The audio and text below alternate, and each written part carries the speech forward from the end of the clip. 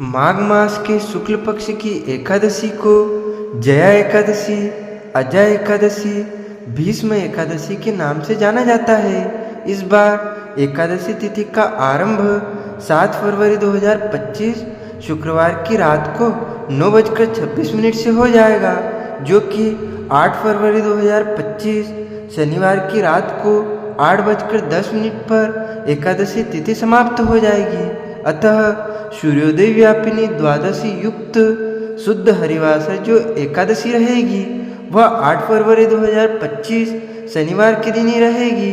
इसी दिन सभी भक्तजनों, माताओं, बहनों को, वैष्णव जनों को एकादशी का व्रत रखना चाहिए। और इस व्रत का पारणा का अर्थ होता है व्रत खोलने का दिन या व्रत खोलने का समय, जो कि 9 फरवरी 2025 रविवार की सुबह 7 बजे से लेकर के 9 बजे तक व्रत को खोल लेना चाहिए, यानी व्रत का पारणा कर लेना चाहिए। इसी एकादशी के दिन भीष्म पितामह ने महाभारत के कुरुक्षेत्र में अपनी मृत्यु शैया यानी कि बाणों की शैया पर पांडवों को विष्णु सहस्त्र नाम का ज्ञान प्रदान किया था। अतः इसी दिन व्रत करना, भगवान की प्रार्थना करना और विष्णु सहस्त्र नाम का पाठ करना, यह श्रवण करना अत्यधिक पुण्यदायी तथा शुभ माना जाता है। यह पापों से मुक्ति और मोक्ष प्रदान करने में आपकी सहायता करता है। तो भक्तजनों, माताओं, बहनों, सादर जय श्री कृष्ण। हमारे YouTube चैनल में आप सभी का बहुत बहुत स्वागत है। मैं हूँ आपके साथ पंडित आचार्य नीलेश शर्मा। आज हम आपको माघ मास के शुक्ल पक्ष में जो एकादशी है, जिसे जया एकादशी, अजय एकादशी या भीष्म एकादशी के नाम से जाना जाता है, इस एकादशी के विषय में संपूर्ण जानकारी इस वीडियो के माध्यम से आपको प्रदान करने जा रहे हैं। आप सभी से अनुरोध है कि हमारे इस ज्ञानवर्धक वीडियो को आप अंत तक जरूर देखिएगा और देखने के बाद अधिक से अधिक लोगों को शेयर भी कर दीजिएगा। विष्णु एकादशी गीता, तुलसी विप्रधे नवः, असारे दुर्ग संसारे, षटपदी मुक्तिदायिनी, अर्थात भगवान श्रीहरि विष्णु जी का पूजन करना, एकादशी का व्रत रखना, गीता जी का पाठ करना, तुलसी जी का दर्शन एवं पूजन करना, ब्राह्मण देवताओं की सेवा करना, उनको दान करना, उनको भोजन करवाना, गौ माता की रक्षा और सेवा करना, यह 6 कार्य इस कठिन संसार सागर को पार करने हेतु मोक्षदायक यानी कि मुक्तिदायक बताए गए हैं। वैसे तो पूरे वर्ष में 24 एकादशी आती है, लेकिन जिस साल अधिक मास या पुरुषोत्तम मास आता है उस वर्ष 2 अधिक एकादशी यानी कुल मिलाकर के उस साल 26 एकादशी आती है। प्रत्येक महीने में 2 बार एकादशी आती है, एक कृष्ण पक्ष में, दूसरी शुक्ल पक्ष में। दोनों ही एकादशियों का भिन्न भिन्न महत्व हमारे धर्म ग्रंथों तथा पुराणों में बताया हुआ है। एकादशी का व्रत भगवान श्री हरि लक्ष्मी नारायण जी का परम प्रिय व्रत है और एकादशी का व्रत करने से मनुष्य के कई जन्मों के पाप जड़ से नष्ट हो जाते हैं तथा उनके पुण्यों का उदय होता है। जब मनुष्य के जन्म जन्मांतर के पाप नष्ट हो जाते हैं तभी उन्हें सांसारिक एवं भौतिक सुखों की प्राप्ति होती है। जो भक्तजन, माताएं, बहनें एकादशी का व्रत रखते हैं उनको 10वीं तिथि से लेकर के 12वीं तिथि तक कुछ महत्वपूर्ण नियमों का पालन अनिवार्य रूप से करना चाहिए। 10वीं के दिन एक समय शुद्ध एवं सात्विक भोजन करें। इस दिन चावल, शहद, लहसुन, प्याज, मांस, मदिरा, मसूर की दाल, कटहल की सब्जी का उपयोग भोजन के रूप में नहीं करना चाहिए। 10वीं तिथि के दिन पराये अन्न अर्थात दूसरे के घर का भोजन नहीं करना चाहिए। यदि किसी कारणवश दूसरे के घर का भोजन करना पड़े तो उसके निमित्त प्रायश्चित स्वरूप कुछ न कुछ दान पुण्य आपको कर देना चाहिए। 10वीं के दिन ब्रह्मचर्य व्रत का पालन करते हुए शुद्ध और पवित्र भाव से एकादशी के दिन सुबह जल्दी उठ करके स्नान करके पूजा अर्चना करके एकादशी व्रत का संकल्प धारण करना चाहिए। इस बार 10वीं तिथि के सभी नियमों का पालन 7 फरवरी 2025 शुक्रवार को करना है। वहीं एकादशी का व्रत 8 फरवरी 2025 शनिवार को रखना है। और इस व्रत का पारणा का अर्थ होता है व्रत खोलने का दिन, जो कि इस बार 9 फरवरी 2025 रविवार के दिन व्रत को खोलना है। यह व्रत का पारणा करना है। 8 फरवरी 2025 शनिवार को सुबह जल्दी उठ करके ब्रह्म मुहूर्त में स्नान कर लेना चाहिए। सुबह 4 बजे से ही आपका व्रत आरंभ हो जाएगा। और पद्म पुराण के उत्तरखंड के अध्याय 64 में श्लोक नंबर 34 में लिखा हुआ है। इस श्लोक का यदि आप श्रवण कर लेंगे तो भी आपका संकल्प माना जाएगा। श्लोक में लिखा हुआ है, एकादश्याम निराहार स्थित्वहं परिहनि भोक्ष्यामि पुंडरीकाक्ष शरणं मे भव अच्युत। हे कमल नयन, हे वासुदेव, हे जनार्दन, हे अच्युत, मैं एकादशी के दिन निराहार रह करके दूसरे दिन ही भोजन करूँगा। इस प्रकार यदि आप संकल्प मानसिक रूप से धारण कर लेंगे तो भी आपका संकल्प माना जाएगा। और यदि आपके घर में संकल्प करने की व्यवस्था है तो आप पूर्व दिशा की तरफ मुंह करके आसन पर बैठ करके शुद्ध घी का या तिल के तेल का दीपक प्रज्वलित करके तथा पूजा की थाली में पीले पुष्प, तुलसी जी का पत्ता, कुछ पैसे, सुपारी और अक्षत के स्थान पर जव या तिल रख लीजिए। शुद्ध जल रख लीजिए और हाथ की मुद्रा को इस प्रकार यानी कि सामने की ओर करें। हाथ के मध्य भाग में जल रख लीजिए और उसमें आपको कुछ पैसे, सुपारी, जौ, तिल और पुष्प तथा तुलसी पत्र रख करके दक्षिणा रख करके संकल्प का श्रवण करना चाहिए या उच्चारण करना चाहिए। सबसे पहले आप बोलिएगा, ओम विष्णुवे नमः, ओम विष्णुवे नमः, ओम विष्णुवे नमः। ओम तिथिर्विष्णुस्तथावारो नक्षत्रं विष्णुरेव च योगश्च करणं चैव सर्वं विष्णुमयं जगत्। ओम विष्णुर्विष्णुर्विष्णुः श्रीमद्भगवतो महापुरुषस्य विष्णुराज्ञः प्रवर्तमानस्य अद्य श्री ब्रह्मणोनिधि द्वितीयपरार्धे श्री श्वेताहारकल्पे वैवस्वन्वन्तरे अष्टविंशतमे कलियुगे कलि प्रथम चरणे भूलोके भारतवर्षे भरतखंडे जम्बूद्वीपे आर्यवर्तांतर्गत ब्रह्मवर्तकदेशे अवंतिकायां विशालाक्षेत्रे मध्य प्रदेशे उज्जैन मंडलांतर्गत देवास नामनी नगरे संवत् 2081 मासानां मासे पुण्य पवित्र मासे माघ मासे ही शुक्ल पक्षे ही एकादश्यां पुण्यतिथ्यो मंदवाशांगतायां मृगशिरा दिवस नक्षत्रे ही वृषभ राशि स्थिते श्री चंद्रे ही मकर राशि स्थिते श्री सूर्ये ही वृषभ राशि स्थिते श्री देवराज गुरु शेषेषु ग्रहेषु यथा यथम राशि स्थान स्थितेषु एवं ग्रह गुण गण विशेषण विशिष्टयाम शुभ पुण्यतिथियों।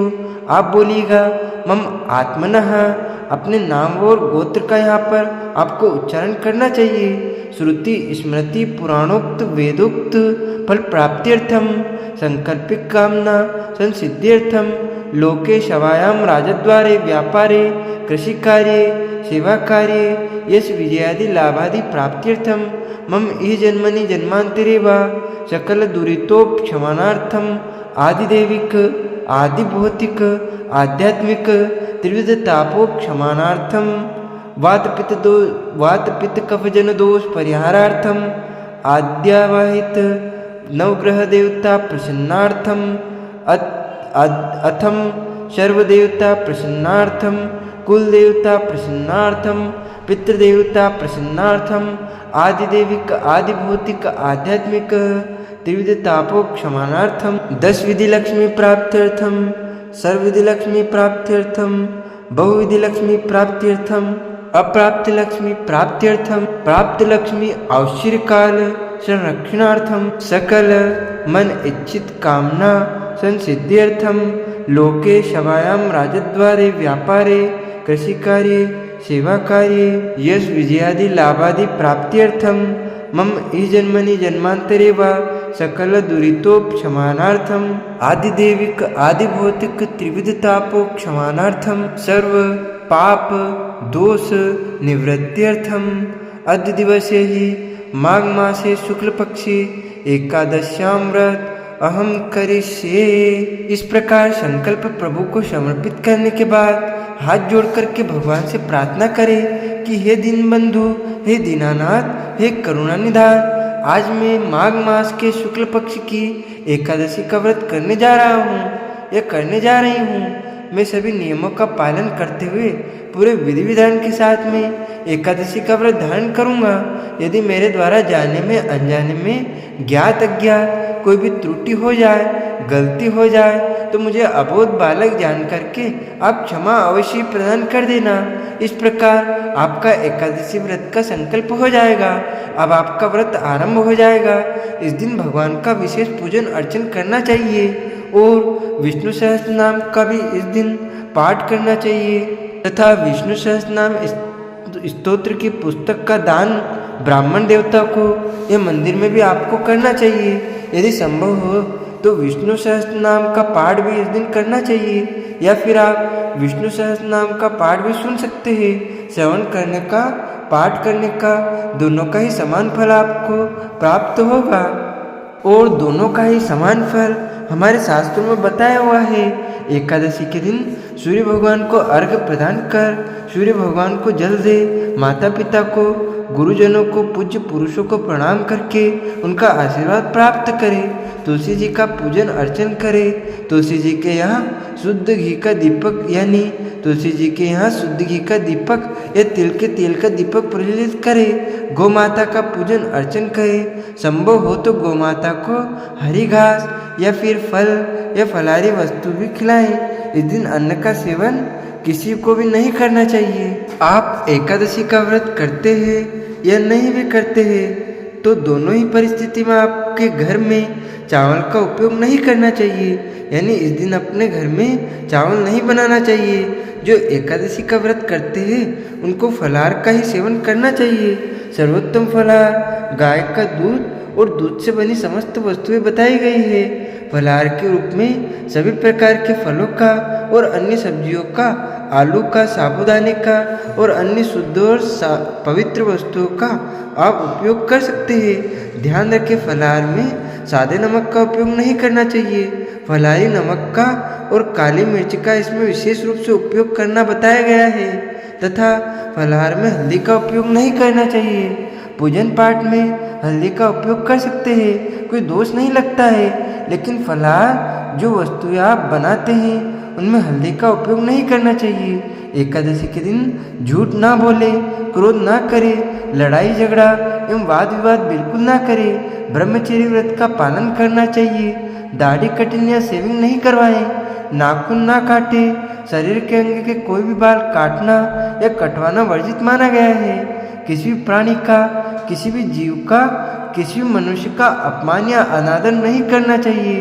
दिन में सोना नहीं चाहिए। यदि सो जाते हैं तो स्नान करने के बाद ही पूजन अर्चन करें। रात्रि में जितना संभव हो सके जागरण करें और इस दिन प्रभु का विशेष पूजन अर्चन करना चाहिए।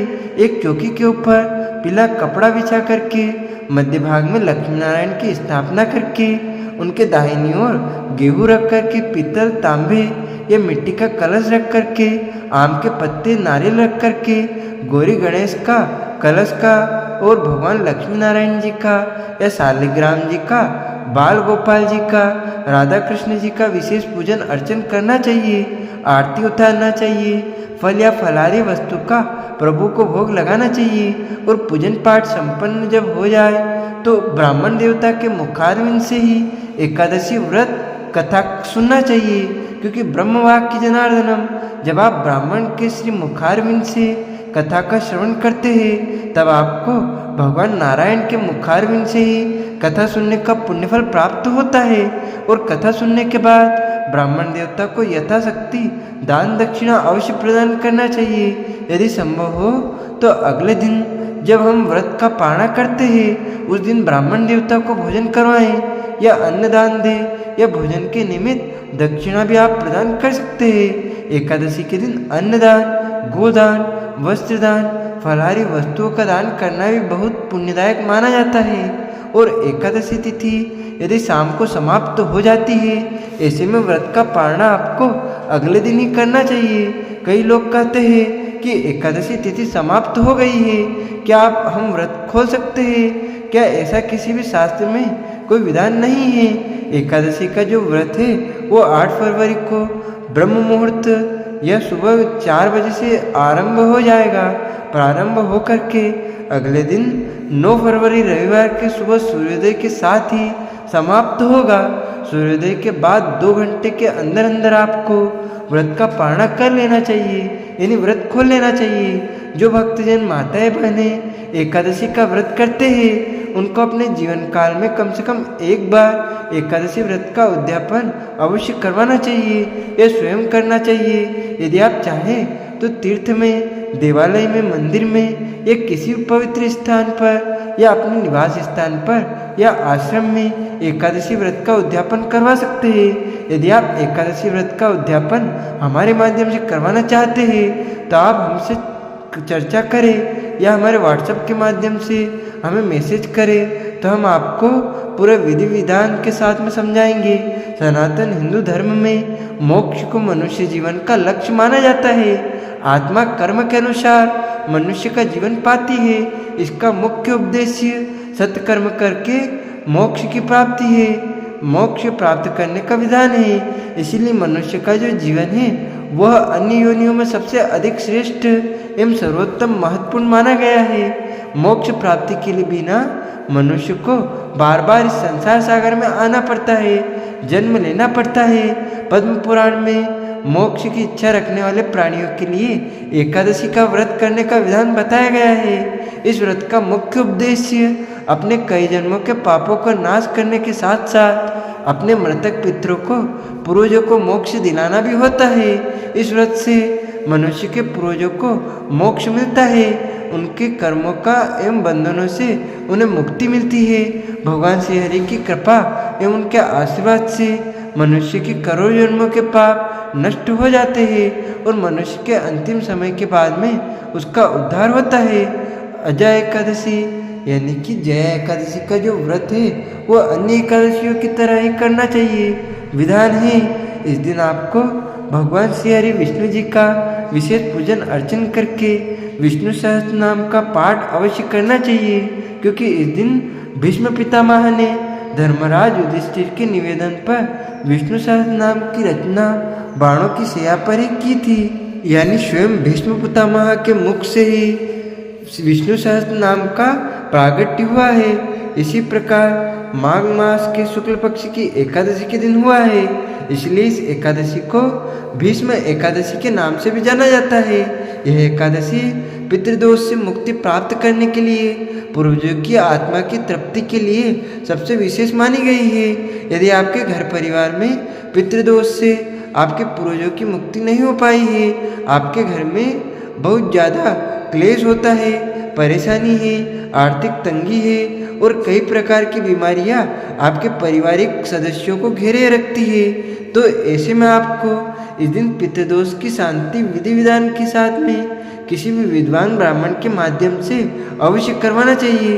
क्योंकि भीष्म एकादशी के दिन जो कोई मनुष्य अपने पूर्वजों के प्रति वह दान करेगा या फिर तर्पण करेगा, पिंड दान करता है या ब्राह्मण देवताओं के माध्यम से करवाता है, उनके पितरों को मोक्ष मिलता है, सद्गति मिलती है, मुक्ति प्राप्त हो जाती है। माघ मास के शुक्ल पक्ष की जया एकादशी, अजय एकादशी, भीष्म एकादशी तिथि का आरंभ 7 फरवरी 2025 शुक्रवार की रात को 9:26 से हो जाएगा, जो कि 8 फरवरी 2025 शनिवार की रात को 8:10 पर एकादशी तिथि समाप्त हो जाएगी। सभी भक्तजनों, माताओं, बहनों को, वैष्णव जनों को इस बार एकादशी का व्रत 8 फरवरी 2025 शनिवार के दिन रखना चाहिए और इस व्रत का पारणा 9 फरवरी 2025 रविवार की सुबह 7 बजे से लेकर के 9 बजे तक करना चाहिए। तो भक्तजनों, माताओं, बहनों, यदि आप जया एकादशी, अजय एकादशी का उद्यापन हमारे माध्यम से करवाना चाहते हैं या फिर एकादशी के निमित्त कोई भी दान पुण्य यदि आप करना चाहते हैं तो आप हमारे इस ज्ञानवर्धक वीडियो को अंत तक देखने के बाद अधिक से अधिक लोगों को शेयर कीजिएगा, लाइक कीजिएगा, कमेंट कीजिएगा और यदि अभी तक आपने सब्सक्राइब नहीं किया है तो अभी और इसी समय सब्सक्राइब कर लीजिए ताकि इसी प्रकार के ज्ञानवर्धक वीडियो सबसे पहले आपको प्राप्त हो सके। आप सभी को सादर जय श्री कृष्ण, सादर धन्यवाद। जय श्री राम।